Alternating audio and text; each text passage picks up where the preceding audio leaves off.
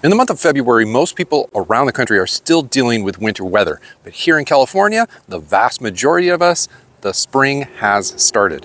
Today, I'd like to give you a general roadmap to spring lawn care, or I should say February lawn care for the state of California, because what we do around here is different from most people, what other people around the country do.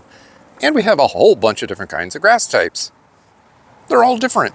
First of all, February is still the rainy season throughout the state of California, so irrigation isn't usually a big deal this time of year, unless you're watering in some sort of product or recovering from, let's say, Santa Ana winds in Southern California, which can quickly desiccate grass and other plants, even when those temperatures aren't all that high.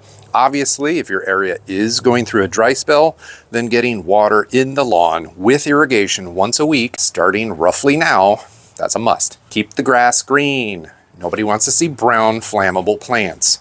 Now, soil temperatures throughout the state typically climb to above 55 degrees during February. So almost everyone in the state, except for those at the highest elevation places, should be putting down a weed preventer, some sort of weed stopper, at some point during the month. Some of you guys should do it early in February, some should do it late, but nearly everyone should put it down in February if you live in California. First rounds of fertilizer typically happen for the majority of people sometime around mid-February, but only on the lawns that are already green. The 10th of February is roughly equivalent to Halloween in terms of day length, so most all grass types in the state should be able to grow just fine by mid-February, so long as they're green already. As an example, tall fescue lawns are going to be green pretty much throughout the course of the entire winter. Same goes for any California kikuyu lawns. However, Bermuda lawns that grow throughout the state typically still go brown during the winter, and it really has a lot to do with day length. It's not just temperatures, but Bermuda grass is easier to go dormant on shorter days that are cooler.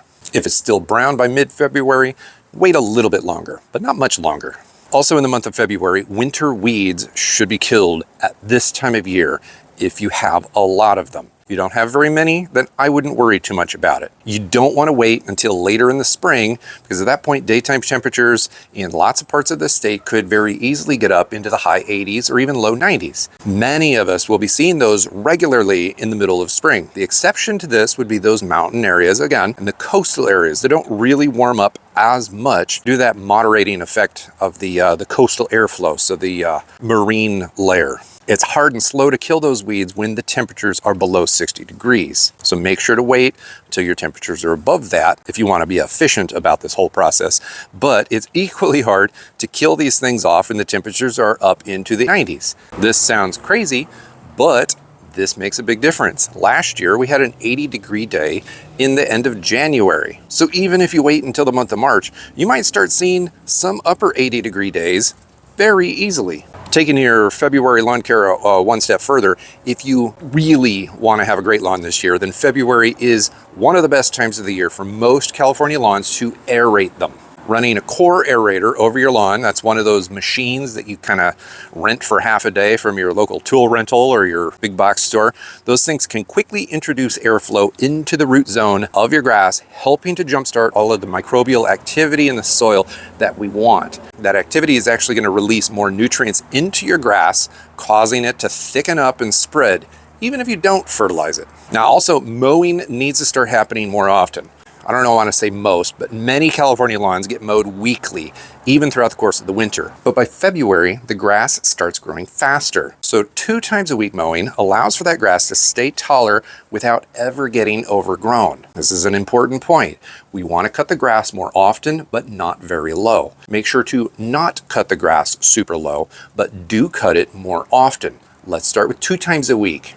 And that lawnmower had better be on a taller height than you had it last year. The more you cut it, the thicker and the wider the grass is going to grow, leaving you with a dense lawn instead of one of those ugly thin lawns full of tall, spindly grass. Now for Californians, I already have a dedicated video for the start of spring, which I think all of you guys should watch. I label it February 1st. But if you already understand the importance of starting your season in February, then make sure to watch this video here on the screen to learn more about why cutting your grass 2 times a week is so important to lawn care.